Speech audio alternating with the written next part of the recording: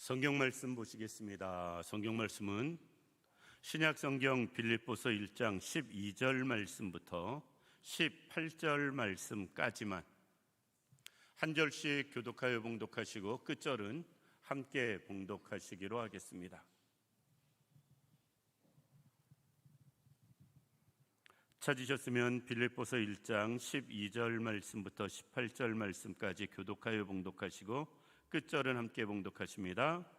형제들아, 내가 당한 일이 도리어 복음 전파에 진전이 된 줄을 너희가 알기를 원하노라.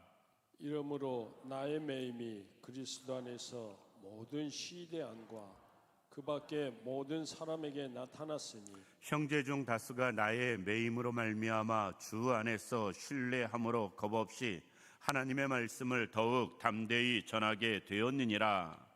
어떤 이들은 투기와 분쟁으로 어떤 이들은 착한 뜻으로 그리스도를 전파하나니 이들은 내가 복음을 변증하기 위하여 세우심을 받은 줄 알고 사랑으로 하나 그들은 나의 매임에 괴로움을 더하게 할 줄로 생각하여 순수하지 못하게 다툼으로 그리스도를 전파하느니라. 그러면 무엇이냐? 거칠애로 하나 참으로 하나 무슨 방도로 하든지 전파되는 것은 그리스도니 이로써 나는 기뻐하고 또한 기뻐하리라. 아멘. 오늘 이 시간은 본문 말씀 통해서 바울 삶의 우선순위라는 제목으로 말씀을 생각해 보려고 합니다. 스스로 한번 마음속으로 생각해 보시기 바랍니다. 무엇을 위해서 사는지, 나는 무엇을 위해서 사는가? 스스로 한번 생각해 보시기 바랍니다. 그냥 상투적으로 하나님의 영광을 위해서 말고 진심으로 내가 무엇을 위해서 살아가고 있는지. 거기에 답이 나왔으면 한 번 더 질문해 보시기 바랍니다. 그러면 그 삶의 목적을 위해서 무엇을 우선순위로 행하며 살아가고 있는지. 우리가 어떤 목적으로 살아간다면 그 목적을 이루기 위해서 무엇을 하고 있는지 거기까지 생각해 봐야 됩니다. 우리는 무엇을 위해 산다라고 말하면서 사실 그것을 위해서 하는 것은 별로 없을 때가 많거든요. 따라서 우리는 무엇을 위해서 사는지 그 목표를 정하고 그 목표를 이루기 위해서 내가 무엇을 하고 있는지 거기까지 생각해 볼 수 있어야 됩니다. 신앙적으로도 마찬가지입니다. 내가 영적으로 무엇을 바라고 원하고 있는지, 또 무엇을 위해서 노력하고 있는지, 신앙적인 것을 어떤 목표 세웠다면 그것을 위해서 나는 무엇을 하고 있는지, 그냥 말로만 생각으로만 무엇을 위해서 산다 생각하지 마시고요, 그것을 위해서 무엇을 하고 있는지까지 우리는 생각해 볼 수 있어야 됩니다. 사도 바울은 여러 가지를 위해서 사는 것을 이야기합니다. 아주 모범적인 답안을 이야기하라고 하면 사도 바울은 무엇을 먹든지 마시든지 다 하나님의 영광을 위하여 하라라고 말씀하거든요. 그러니까 사도 바울 자체가 하나님의 영광을 위해서 살아가고 있다라는 것입니다. 그러면서 사도 바울은 그 하나님의 영광을 위해서 사는 방법, 그것을 굳이 설명하지 않지만 그 하나님의 영광을 위해서 자기가 하는 일이 무엇이냐면 주를 위해서 살고 복음을 위해서 살고 교회를 위해서 산다고 고백을 합니다. 주를 위해 살고 복음을 위해 살고 교회를 위해 사는 사람은 자연스럽게 하나님의 영광을 위해서 사라질 것 같습니다. 우리가 정말 내가 사는 이유, 목적이 무엇이고 나는 영적으로 육적으로 무엇을 목표로 살아가고 있다면 과연 그것을 이루기 위해서 나는 무엇을 하고 있는지 이것까지 생각해 볼 수 있어야 됩니다. 오늘 사도 바울은 본문을 통해서 사도 바울은 무엇을 위해서 살고 있는지 그것을 잘 보여주고 있습니다. 빌립보서 1장 1절 말씀부터 11절 말씀까지는 1, 2절은 정말 지극히 개인적인 인사였었고요, 그리고 3절 말씀부터 11절까지는 사도 바울이 빌립보 교회에 감사하는 것과 기도하는 제목, 그것을 설명을 합니다. 그리고 이제 본격적으로 빌립보 교회에게 하고 싶은 말을 해요. 그것이 오늘 본문이 처음으로 빌립보 교회에게 하고 싶은 이야기를 시작하는 것이 오늘 12절부터 사도 바울은 빌립보 교회에게 본격적인 권면의 말씀을 합니다. 그러면서 자신의 이야기로 시작을 해요. 형제들아, 내가 당한 일이. 지금 자신의 일로 이야기를 합니다. 그러면서 이 이야기를 쭉 풀어가는데 내가 무엇을 위해 살고 그 일을 위해서 어떤 마음을 가지고 있고 이것을 설명하고 있습니다. 오늘 사도 바울이 무엇을 위해서 살고 있고 무엇을 우선으로 생각하고 있는가를 생각해 보면서 우리도 바울과 같은 마음이 있길 원하고 삶의 목적이 있길 원하고요, 또 그렇게 행하는 삶의 부분이 우리에게도 나타나기를 원합니다. 첫 번째, 사도 바울이 지금 당한 형편이에요. 사도 바울이 당한 형편은 무엇이냐? 오늘 내가 당한 일이라고 이야기하면서 도리어 복음 전하는 자에게 진전된 줄을 너희가 알기를 원한다 라고 말합니다. 그럼 당한 일이 무엇이냐? 13절 말씀 보면 이러므로 나의 매임이라고 또 말씀합니다. 당한 일, 매임, 이것은 즉 사도 바울이 지금 로마 감옥에 갇혀 있음을 표현하고 있어요. 사도 바울이 로마 감옥에서 빌립보서를 기록하거든요. 그래서 빌립보 교회가 파송한 에바브로디도에게 이 편지를 써서 에바브로디도를 다시 빌립보 교회로 돌려보내는 사도 바울의 모습을 보게 됩니다. 그러니까 지금 사도 바울은 자기의 형편이 억울하게 복음을 전하다가 로마 황제에게 재판을 받기 위해서 예루살렘에서부터 시작해서 지금 로마까지 압송이 된 상황, 그리고 그 로마에 와서 갇혀서 생활에 굉장히 로마 시민권 때문에 다른 죄수들처럼 아주 심하진 않았지만 그럼에도 불구하고 재판받으러 온 죄수의 입장이었으니까 여러 가지 불편함과 많은 문제를 안고 지금 로마에 갇혀 있습니다. 지금 사도 바울은 그것을 이야기하고 있어요. 우리 한번 스스로 생각해 보시기 바랍니다. 우리가 이 상황이라면 어떤 마음일까? 저는 경찰서에 끌려가서 몇 시간 갇혀 있어 본 적이 있습니다. 그것도 초등학교 때. 사석에서 말씀을 드린 적이 있는데 학교 대청소가 있었어요. 전교생이 청소에 동원이 됐습니다. 아마 그때가 장학사가 학교 방문하기 직전인 것 같습니다. 예전에 장학사가 학교 방문하면 전 학생들 동원해가지고 청소시켰잖아요. 아주 복도도 왁스 칠해가면서 빡빡 문질러가면서 왜 그랬나 몰라. 근데 저희 반이 맡은 구역이 학교 한쪽 담 외벽 있는 그쪽을 깨끗하게 청소하는 거였습니다. 저희 반 아이들이 많이 청소하다가 몇 학년 때인지는 기억이 안 나는데 학교 담벼락에 지저분한 벽보들이 붙어 있더라고요. 깨끗하게 치웠지요. 근데 그게 박정희 대통령 담화문이었어요. 아니 근데 초등학생들이 대통령 담화문이 뭔 줄 아냐고요. 지저분하니까 깨끗하게 청소만 했지요. 그것 때문에 잡혀갔습니다. 대통령 담화문. 그냥 그때 당시야말로 박정희 대통령 각하 이야기 나올 때인데 담화문을 훼손해버렸으니 어른이 그랬으면 빨갱이로 잡혀갔을지도 몰라요. 그때 상황에서 애들이 단체로 그것도 여러 명이 청소하면서 뜯었는데 그걸 또 누가 봤는지, 어떤 과정으로 잡혀갔는지 몰라도 좌우지간 경찰서에 잡혀갔는데 나중에 담임 선생님이 와가지고 몇 시간 만에 풀려났습니다. 상황 설명하고. 그런데 다른 건 기억 안 나도 이건 기억나요. 참 거기가 그때 당시에 무서웠다.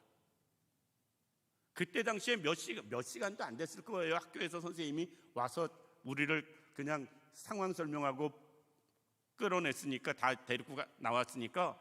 근데도 불구하고 그때 마음 겁먹은 거, 불편했던 거, 그 감정은 쉽게 안 없어지더라고요. 그때만 해도 뭐 하면 경찰이 잡아간다고 애들한테 협박하던 시절이었는데 진짜 경찰한테 잡혀갔으니 그때 겁이 얼마나 많이 났겠어요. 그런데 그런 상황도 아니고 사도 바울은 지금 죄인의 몸으로 감옥에 갇혀 있는 거고요. 그 로마에서도 최소한 2년 이상 감옥 생활을 하게 됩니다. 순교하기 전까지. 그러니 사도 바울은 여러 가지 면에서 불편하고 힘들고 속상하고 아프고 많은 게 있었을 거예요. 이것 때문에 빌립보 교회 성도들도 많이 아파하고 힘들어했거든요.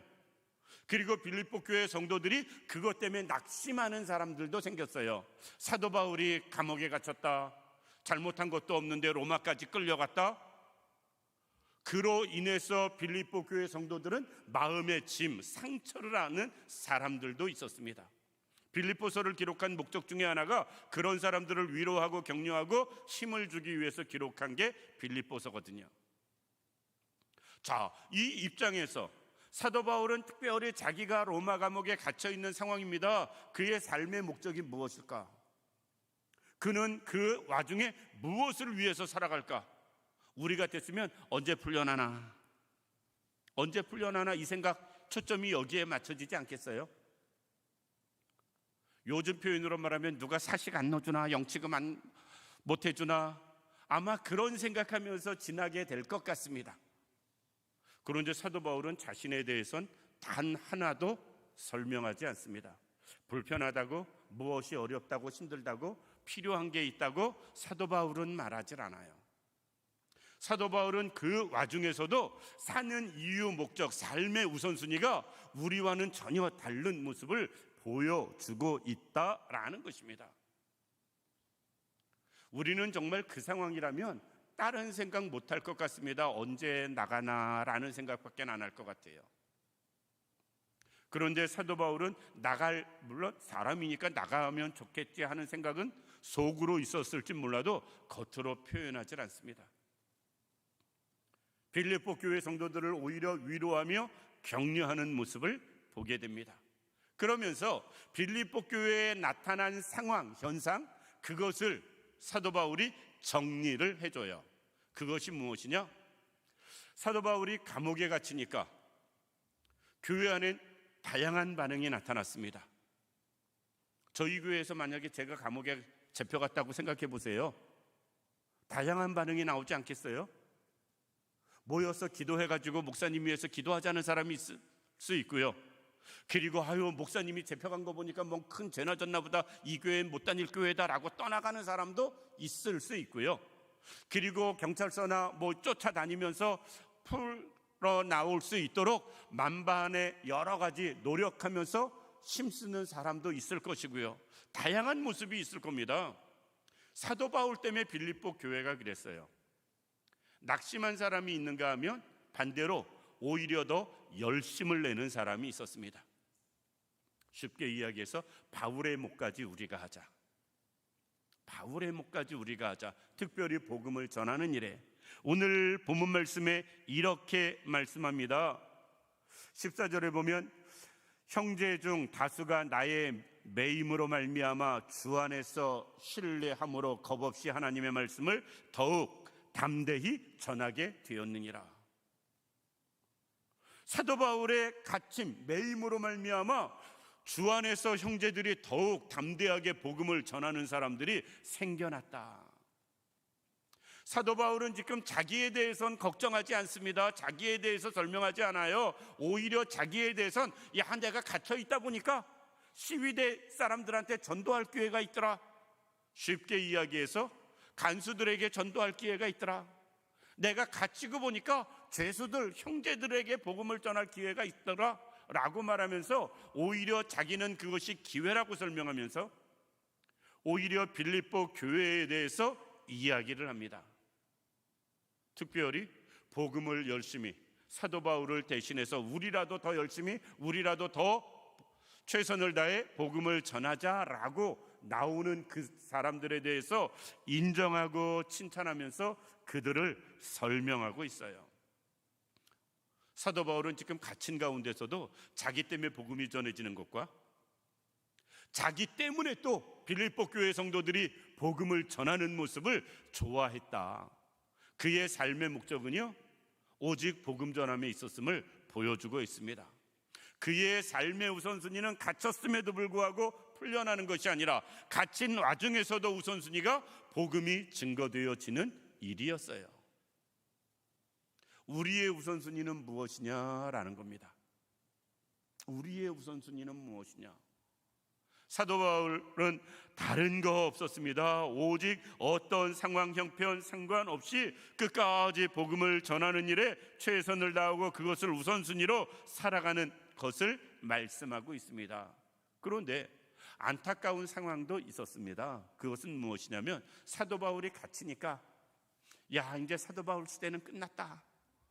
사도 바울을 쉽게 이야기해서 질투했던 사람들, 시기했던 사람들, 그리고 사도 바울을 눈에 가시처럼 교회 안에서도 여겼던 사람들 분명히 있거든요. 사도 바울이 뭘 잘못했다고? 잘못 안 해도요 미워하는 사람이 있습니다. 사도 바울은 어떤 거리도 교인들한테 안 주려고 최선을 다했던 사람들이에요. 그런데 사도 바울을 싫어한 교인들도 있습니다. 사도 바울이 전도해서 예수를 믿었어도 사도 바울이 하는 모습을 싫어한 사람들이 있었어요. 왜? 사도 바울이 너무 유명해지니까 자기도 이름을 좀 알리고 싶은데, 자기도 좀 이름을 내고 싶은데 바울의 그늘에 가려서 그것이 되어지질 않는 겁니다. 그러니까 그 사람들은 은근히 여러 가지 면에서 사도 바울을 시기하고 질투하고 견제하고 이런저런 말로 힘들게 하는 사람들이 있었어요. 그런데 그들은 사도 바울이 갇히자 야, 기회다라고 마음을 먹습니다. 기회라고 생각한 거예요. 이제 복음을 전하면서 우리의 이름을 낼 때다. 이제 하나님의 말씀을 전하고 복음을 전하면서 우리를 드러낼 수 있는 기회가 왔다. 교회 안에 그런 사람이 어디 있어야 할 수 있겠지만 있습니다. 얼마든지 있고요, 있을 수도 또 있습니다. 그래서 15절에는 이렇게 말씀하세요. 어떤 이들은 투기와 분쟁으로, 어떤 이들은 착한 뜻으로 그리스도를 전파하나니, 어떤 자들은 투기와 분쟁으로 그리스도를 전파했다라는 겁니다. 야, 바울만 하는 거 아니야, 우리도 해. 어떤 이들은 착한 뜻으로 온전히 예수를 위해서, 복음을 위해서 사도 바울이 못하는 거 우리라도 하자라는 선한 의미로, 그런데 어떤 이들은 투기와 분쟁으로 사도 바울과 각을 세우고 그와 구별된 모습으로 또 다른 당을 만들어가면서 그들은 복음을 전하는 사람도 생겨났다라는 것입니다. 만약에 우리가 바울의 입장이라면 한번 생각해 보시기 바랍니다. 선한 의미로 나를 대신해서 또는 나를 걱정하면서 복음을 전하는 사람이 있는가 하면, 이것이 기회다, 이제 사도 바울의 시대는 갔다, 우리 시대가 왔다, 투기하고 분쟁하면서 복음을 전하는 사람이 있을 때 우리 마음은 어떨까요? 우리는 어떤 생각이 들까요?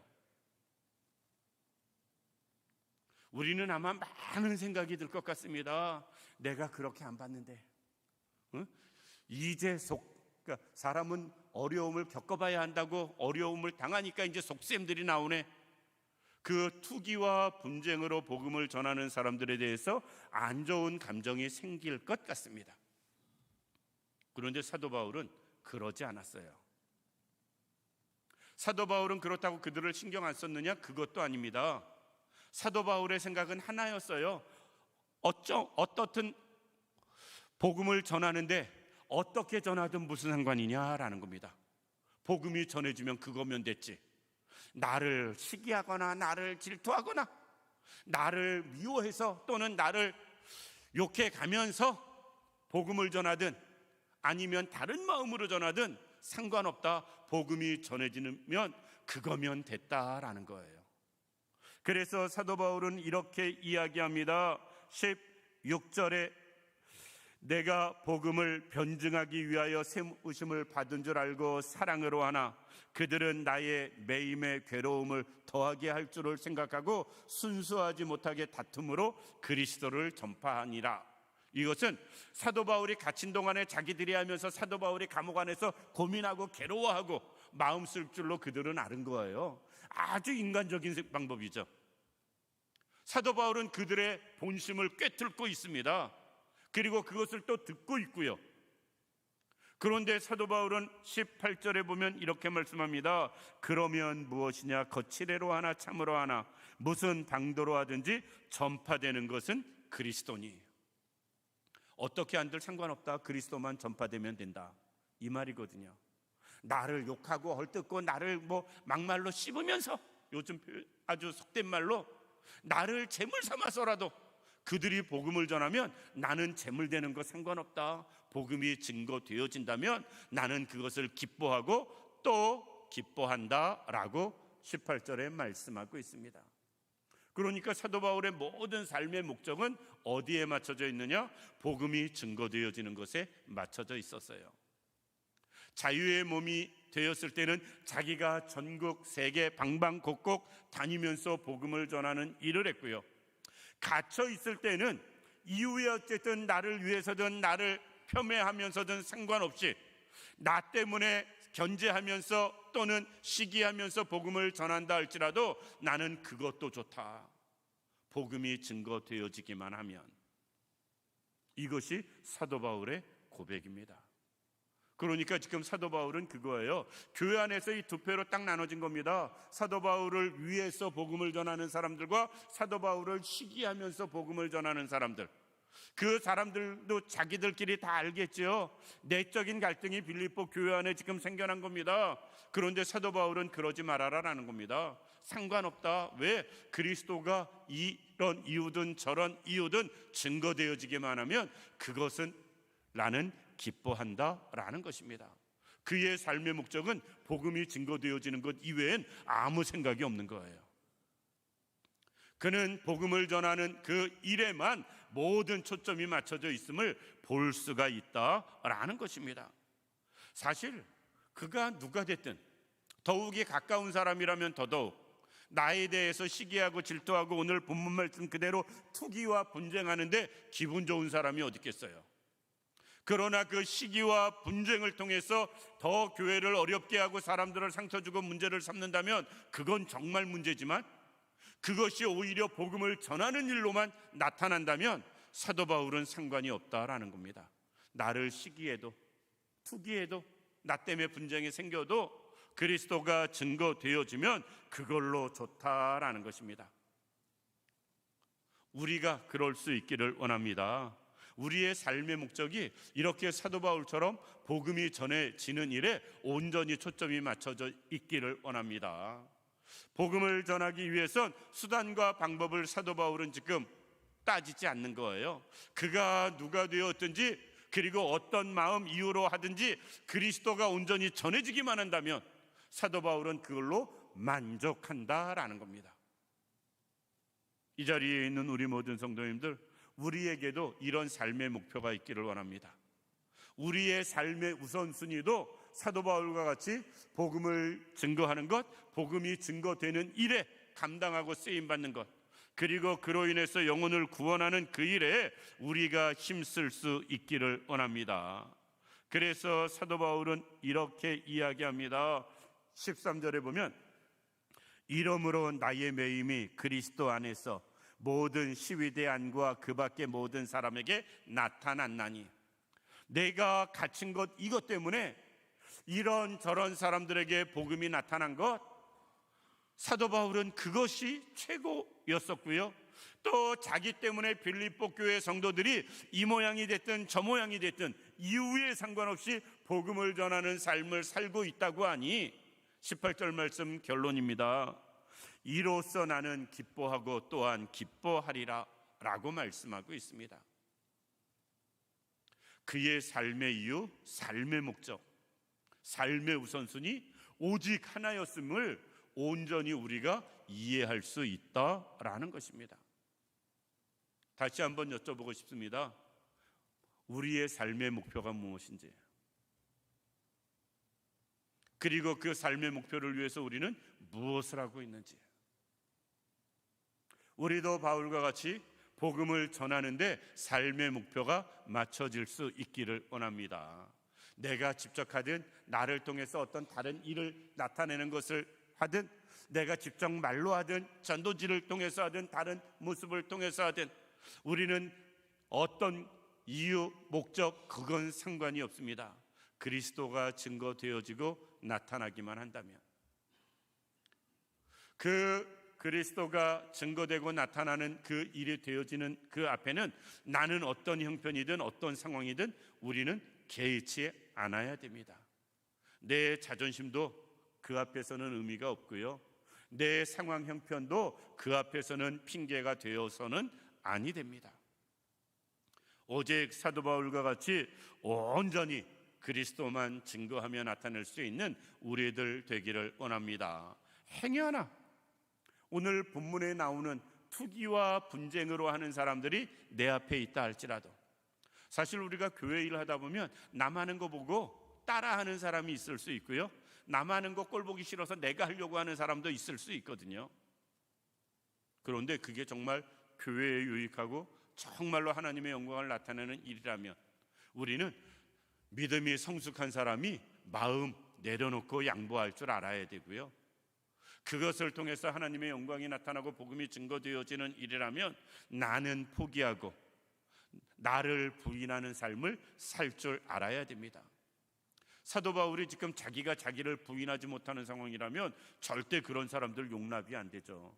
어디 내가 니들에게 어떻게 했는데, 이 말이 당장 나와야 됩니다. 그런데 사도 바울은 눈꼽만큼도 그 부분에 대해서 개의치하지 않습니다. 복음이 증거되어지기만 한다면 나는 어때도 상관없다. 하나님의 영광이 나타나기만 한다면 나는 어때도 상관없다. 이것이 우리에게 있어야 되고요, 복음이 증거되어지기를 위해서라면 나는 어때도 상관없다. 우리에게 이 마음이 있어야 됩니다. 우리도 바울처럼 삶의 목표가 여기에 맞춰질 수 있길 원하고요, 행동의 우선순위가 복음을 전하는데 모든 일의 우선순위가 되어질 수 있는 우리들 되기를 주님의 이름으로 축원합니다. 기도드리겠습니다. 살아서 역사하시는 참 좋으신 아버지 하나님, 은혜와 사랑을 진심으로 감사드립니다. 하나님, 부족하고 연약한 저희들입니다. 그럼에도 불구하고 우리와 함께 하시고 도우시고 인도하시는 하나님을 우리가 경험할 수 있도록 역사하여 주옵소서. 하나님, 무엇보다도 우리의 삶의 목표가 하나님께 맞춰질 수 있게 하시고 복음 전파에 맞춰질 수 있는 저희들 되길 원합니다. 삶의 우선순위가 내가 아닌 하나님의 영광이고 복음을 증거하는 일에 맞춰지는 저희들 되게 하여 주시어서 모든 초점이 거기에 맞춰져서 살아가기에 부족함이 없는 우리들 되게 하여 주옵소서. 행여나 투기하는 자가 분쟁하는 자가 있다 할지라도 우리는 그것보다 더 하나님의 영광과 복음을 증거하는 일에 초점을 맞추며 살아가게 하시고 그 일에 앞장서며 본이 되어지는 우리들 되게 하여 주옵소서. 하나님이 온전히 함께 하시기를 원하오며 예수님의 이름으로 기도드립니다. 아멘.